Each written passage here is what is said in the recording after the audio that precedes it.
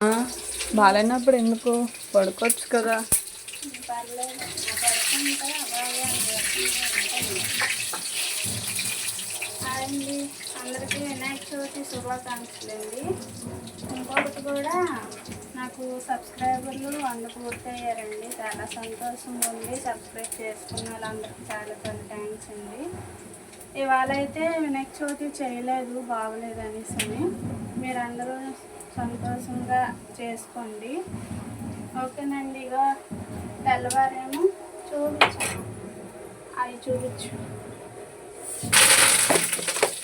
అవి అన్న కాదు,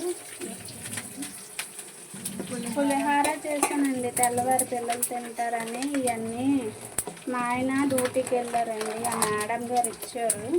నేనేమి చేయకపోయినా సరే అయినా పిల్లలు తింటారు కదా అనేసి.